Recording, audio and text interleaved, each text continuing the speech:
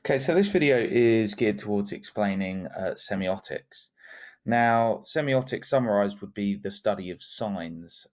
Essentially, whenever a person looks at something or hears something or smells something, it experiences some form of stimulus. Subconsciously, we make an association. Semiotic analysis is essentially identifying that stimulus, that sight, that sound, that smell, and then explaining what that subconscious association is.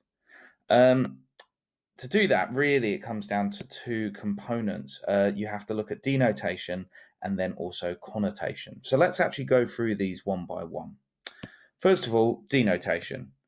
This is the really simple stage. Denotation is effectively looking at a media text and describing what you see. However, the trick here is to go much deeper than your average person would go in looking for those details. You almost have to be a detective who looks for the finer points that most people would miss. The trick I find that helps is to imagine there's a blindfolded person in the room and that you have to describe what you're looking at to them in great detail. A very basic denotation we might look at is, for example, a rose. As I say, a basic denotation analysis would be to say that a rose is a red flower.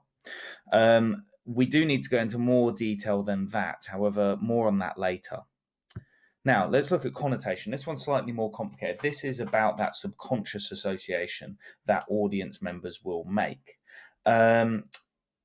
These, again, can come from anything: clothes, color, posture, language, sounds, fonts, anything. The list is huge, but all sorts of things we will experience in a media text will create a subconscious association.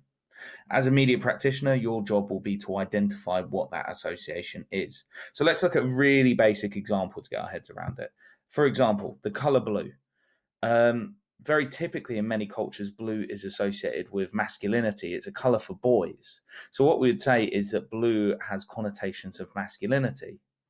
On the flip side, in many cultures, pink is associated with girls. As a result, we could say that pink has connotations of femininity, or that it has feminine connotations. Moving back to the rose, one of many cultures associate the rose with romance. So we could say a rose has connotations of romance or love. However, as I said, we are media practitioners. We need to go deeper than that. We need to look for those details that others might miss. So let's go back to this rose. Ultimately, there's a reason why roses are associated with love, and actually often those details are forgotten. So if we were to really pull things apart, if you were to pick a petal from a rose, you often find that this petal is a almost heart shape. On top of that, the rose's petals are very closely knit, they're intertwined. This also could be associated with love and romance. The center of a rose is a very closed flower. Inside is hidden the other parts of a rose that other flowers might find exposed. Again, you could argue this is a metaphor for romance or love. And finally, the stem is covered in thorns. This is something that you could say associates with romance as well, in the sense of if you aren't careful, you could get hurt.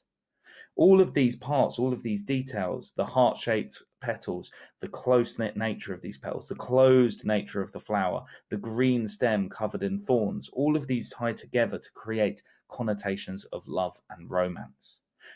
For any media product, you need to do that. I've just spent a few seconds talking you through a very basic denotation and connotation semiotic analysis of a single flower. Imagine how many details you can pick out in a media text that comprises of dozens of different components. That is your job as a media practitioner.